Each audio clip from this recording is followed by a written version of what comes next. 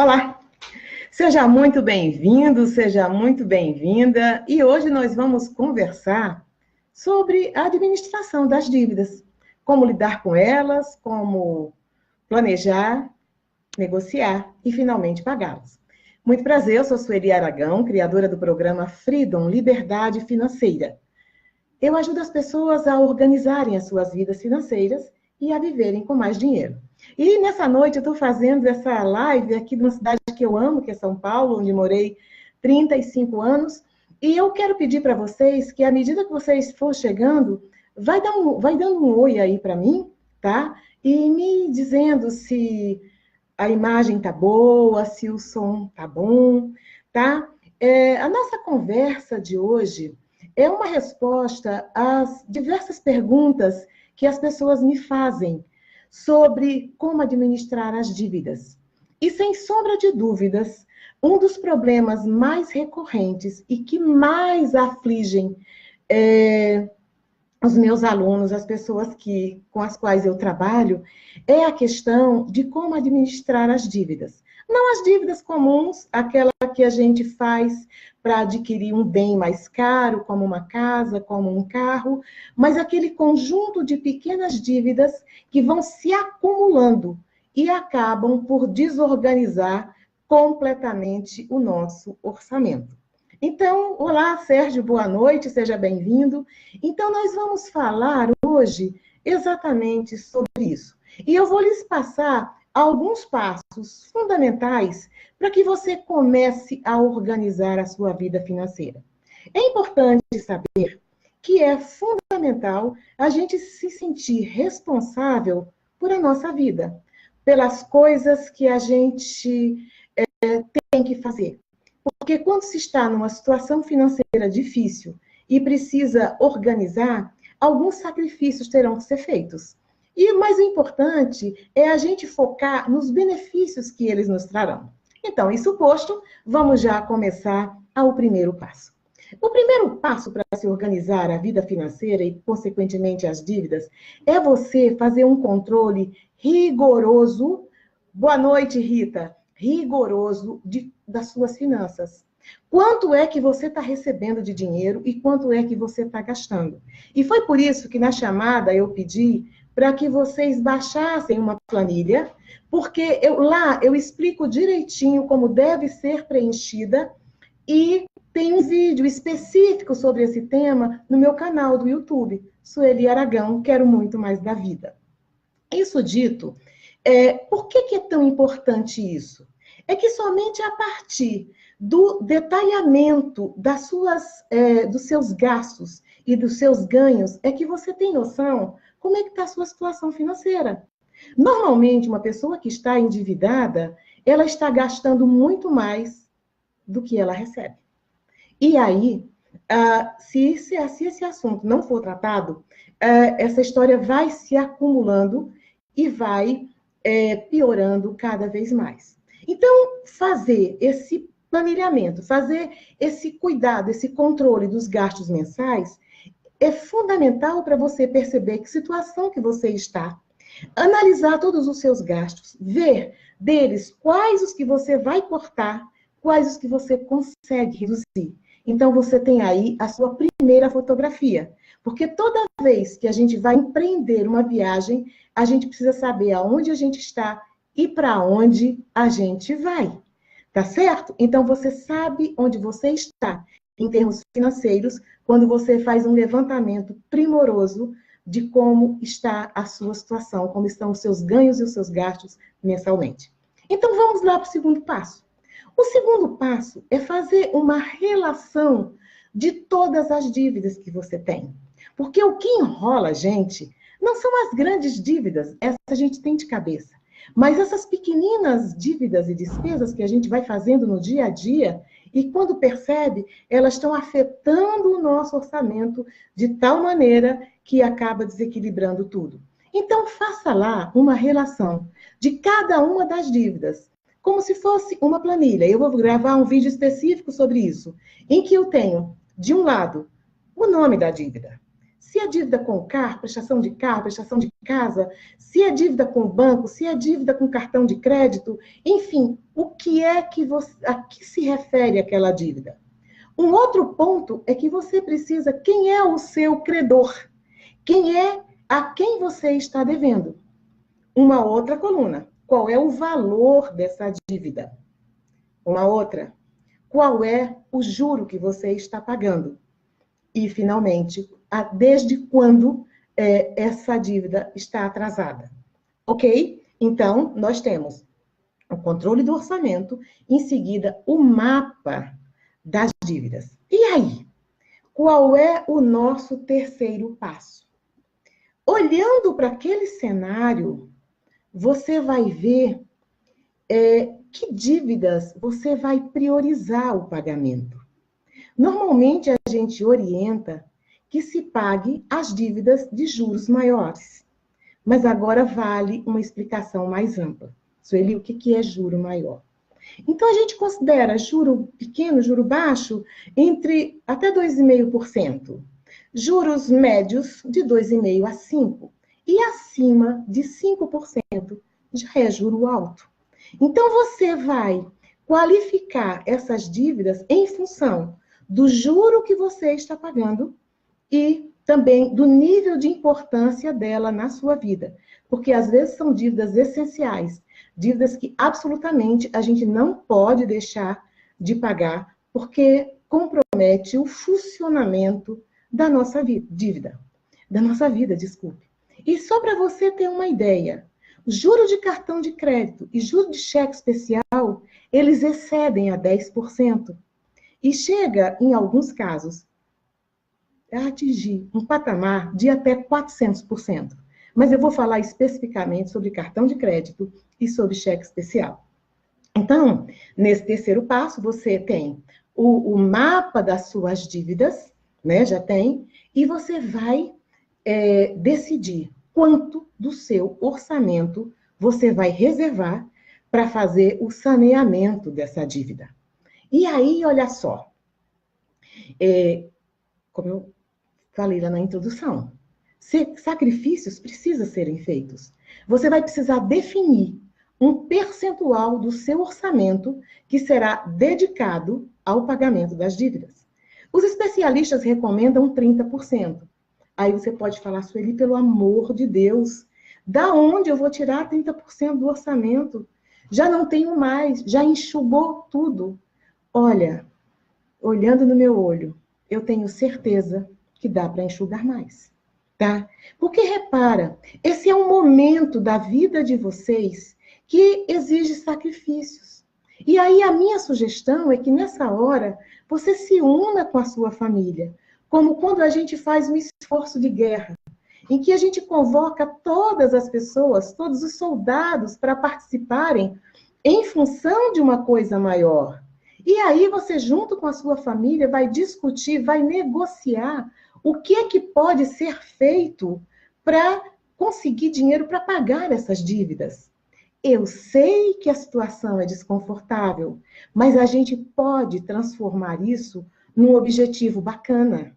É de sair desse sufoco, dessa angústia, para a liberdade, para finalmente ter dinheiro, guardar, investir, para realizar coisas melhores, muito mais prazerosas. Então, o terceiro passo é decidir quanto do seu orçamento você vai reservar para pagar essas dívidas. Então, vamos imaginar que seja na ordem de 20% a 30%. Porque se não for assim, se não houver um esforço, realmente você vai se arrastar por muito tempo com esse problema. E aí, a gente vai para o quarto passo. É quando você se prepara para pagar essas dívidas. Lembra do mapa do passo número 2, em que eu relacionei quais eram os meus credores, qual o valor das dívidas, os juros e mais o prazo, há quanto tempo isso está atrasado e a importância delas na sua vida? Você agora vai fazer uma seleção do que é que você vai pagar primeiro. De preferência, a gente paga os juros mais altos, tá? Agora, se você for pagar dívida de cartão de crédito ou dívida de cheque especial, e nesse processo de parcelamento, você não conseguir quitá-lo em até 3 vezes, para de pagar por um momento. Eu não estou mandando, não estou sugerindo que ninguém dê calote, mas eu estou ajudando você a planejar o pagamento disso. Então, você vai selecionar, dentro daquilo que cabe no seu orçamento, aquelas que serão prioritárias. E essas duas que eu acabei de mencionar, vou falar logo em seguida.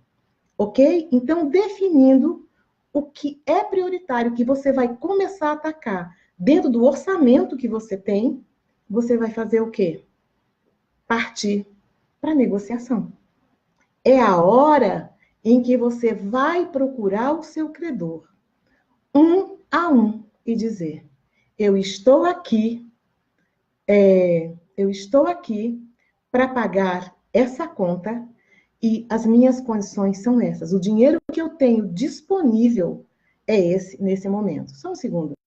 Ademir, como se faz para pagar uma dívida que está desempregado, o mercado não aceita mais porque você é considerado como um sucata, porque você está... Olha, Ademir, perfeito essa colocação que você colocou, que você fez. Realmente tem a questão do desemprego, tá? E eu sei que é muito difícil quando a gente está desempregado. Se você quiser deixar o seu e-mail, eu faço questão de fazer uma resposta bem longa para você e discutir mais isso. Realmente, um dos pontos muito ruins da dívida é o como a gente se sente mal. E quando a gente está desempregado, realmente a gente fica sem perspectiva. Mas é uma situação excepcional. Você não vai ficar desempregado para sempre. É o momento de você parar e pensar como você pode, dentro das coisas que você sabe fazer, como é que você pode parar, conseguir trabalhar para gerar uma nova renda. Que coisas você pode fazer? Por favor, me escreva. Eu faço questão de responder a sua pergunta e ajudar você mais, porque agora eu tenho 20 minutos para falar disso. Porque algumas situações a gente fica devedor, não é desorganização do dinheiro, é porque aconteceu algo como aconteceu com a Ademir. Perdeu o emprego, morreu alguém da família, é um casal que os dois trabalham, um dos dois morreu, a pessoa fica com as finanças desorganizadas, tá? Mas, continuando, chega o momento de você partir para a negociação. E você sabe que quando a gente vai para uma negociação, né, aquela pessoa que está esperando o pagamento daquela dívida, ela tem uma certa boa vontade de receber o dinheiro, tá? Então, você vai dizer, olha, eu devo, não nego, me atrapalhei, vou pagar. O que eu consigo pagar para você mensalmente é isso. É esse valor. Recentemente eu estava vendo uma palestra do Paulo Vieira, uma pessoa que eu gosto muito, né, um educador financeiro, e ele dizia assim, nunca prometa mais do que você pode pagar. E eu já falei isso uma outra ocasião com meu amigo Sérgio Milhos. A gente não pode se comprometer a pagar uma coisa que a gente não vai conseguir honrar. Porque dívida não paga é um compromisso que não foi honrado. Quando a gente vai negociar, a gente abre um canal de comunicação, abre um canal de negociação. E se a gente frustrar de novo o nosso credor, ele perde a confiança na gente. Então, ele até diz, olha, se você está devendo e você tem condição de tirar R$ 500 da sua conta para pagar essa dívida, diga lá para o seu credor que vai pagar 250, vai pagar a metade. Porque aí você tem certeza que você vai conseguir honrar e, de repente, você paga mais uma. Gente, até aqui tudo bem? Estão me acompanhando direitinho? Então, refazendo os passos. O primeiro passo é fazer um controle financeiro. O segundo, e aí eu tenho um vídeo que explico como fazer isso lá no meu canal do YouTube. Sueli Aragão, tracinho, quero muito mais da vida. O segundo passo é fazer um mapa das suas dívidas. E eu vou gravar um vídeo sobre isso, deve estar subindo essa semana. O terceiro passo é reservar parte do seu dinheiro, do seu orçamento, para pagar. E aí a gente já explicou que mesmo a gente estando apertado, o que a gente precisa fazer com a família para ter esse dinheiro disponível. O quarto passo é eleger aquelas dívidas que serão pagas primeiro, tá? E preparar para se negociar. E agora eu vou falar da questão do cartão de crédito e do cheque especial, que é o quinto passo. Se essa dívida que você tem com o cartão de crédito, com o cheque especial, ela não pode ser paga em parcelas, pare por algum tempo. Você vai ficar negativado, mas deixe aquela dívida. Porque o cheque especial e o cartão de crédito, o juro é muito alto, é um juro abusivo.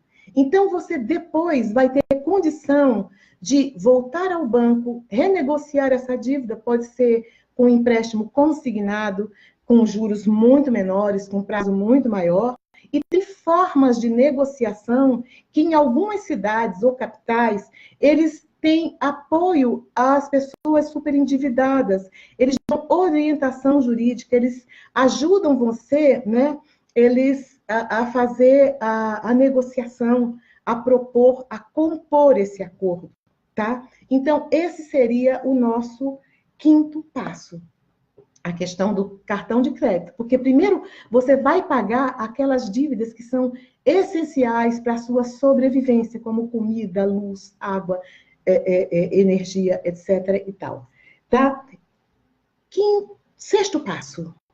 Acompanhe a evolução dessa dívida. Tá? Passo a passo. Cada mês, controle direitinho como é que você está pagando, o quanto você negociou. Você pode negociar juro também, sabe? Fala, olha, com 10% de juro, chega um momento da negociação que você fala, não posso pagar, mas eu posso pagar tanto. E, às vezes, o credor aceita, né? Daí a gente já vai partir para o sétimo passo, que é aquele passo que se chama de moratória. Você pedir um prazo maior para o pagamento. Imagina, se você devesse dinheiro para mim e eu estava lá com aquele dinheiro sem receber, você chegava a falar assim, Sueli, olha só, eu estou sem condição, devo, não nego, sempre assim, mostrando predisposição, vontade de pagar. Devo, não nego, quero pagar. Mas vamos fazer uma coisa, vamos deixar um prazo aí de 6 meses sem te pagar, a gente paralisa a dívida agora, eu vou correr atrás, vou buscar dinheiro e daqui a 6 meses eu volto e pago a você. Quanto é que você pode me fazer? Quanto? É negociação, sabe? Todo mundo sabe a situação que a gente está passando, no geral, é desemprego, como falou a Deni, são outras coisas que acontecem, né? Empresas que faliram, né?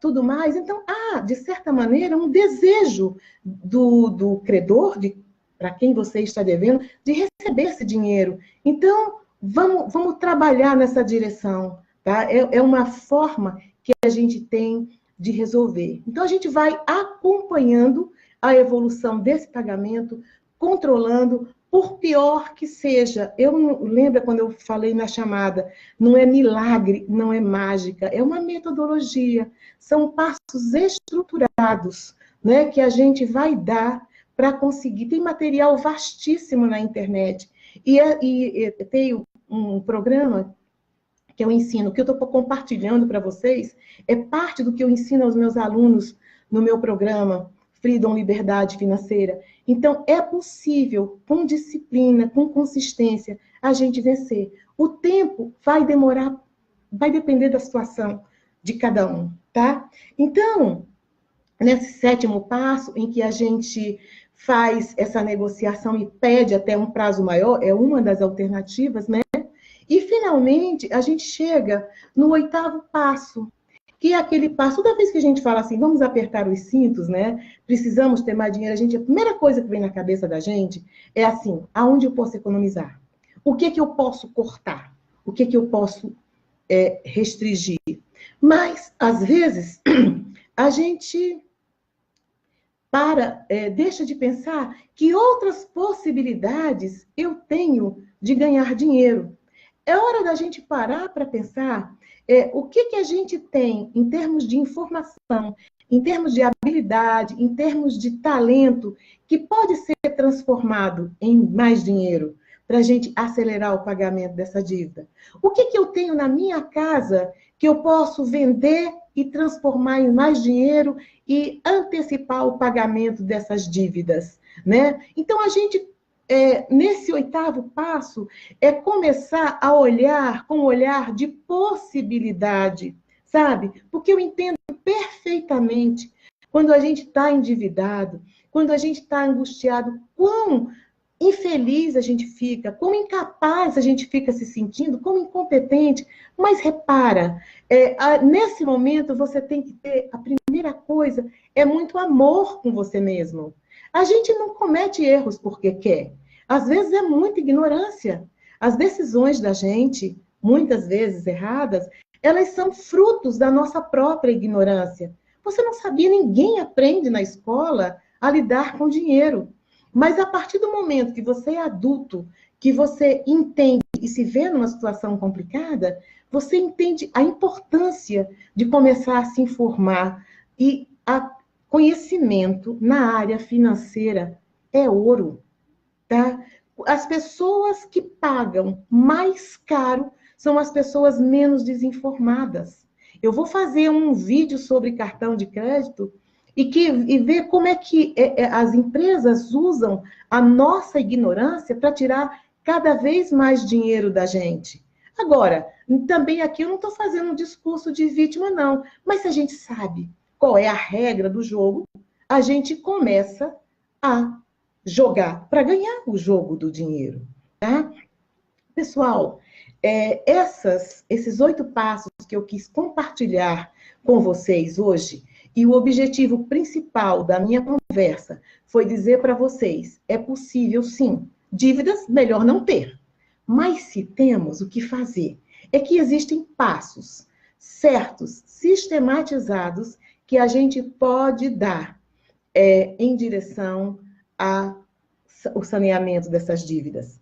Que dívida nem sempre significa uma coisa ruim, porque às vezes a gente precisa comprar um bem mais caro e entra em alguns financiamentos, que também, se a gente souber mais sobre finanças, tiver uma educação financeira melhor, por isso que é importante, eu recomendo fortemente que a gente busque informação, que a gente vá atrás. A gente vai começar a aprender como que essa engrenagem toda funciona e a gente vai viver uma vida muito mais prazerosa. Ninguém nasceu para ser pobre, para ser miserável. Cada ser humano tem em si capacidade de crescer e melhorar de vida. Então, é através da informação, da transformação, do conhecimento que a gente cresce, que a gente vai viver uma vida mais ampla, mais próspera. Eu espero, sinceramente, ter ajudado a vocês, tá? E nos vemos em outras lives, em outros vídeos que eu quero gravar. Eu tenho como missão, né, já depois que me aposentei e trabalho com desenvolvimento pessoal, divulgar a educação. Nós estamos passando por um momento complicadíssimo, em que as pessoas estão num desânimo de fazer dó, fazendo coisas que às vezes não são legais, né, porque estão desesperadas. Então, eu quero semear um pouco de esperança. E se eu puder ajudar vocês de alguma maneira, e é isso que eu estou me propondo, visitem o meu canal, tem vários vídeos em que vocês podem pegar dicas, e eu estou fazendo um trabalho forte de colocar muito mais conteúdo e ajudar o que for possível. Se por minha causa alguém conseguir viver uma vida melhor, eu acho que a nossa existência já se justifica. Quero agradecer muitíssimo esse tempo que nós estivemos juntos, tá? Vou deixar durante uma semana esse vídeo gravado, e aí tem uma planilha que vocês podem, né? Tem um link aí para uma planilha que vocês podem baixar e dar o primeiro passo. E ao longo da semana eu vou gravar um vídeo que fala especificamente como fazer essa planilha das dívidas, para que vocês, com essas duas coisas, consigam fazer um planejamento e um pagamento das dívidas de vocês. Uma boa noite e até breve. A gente se vê por aí.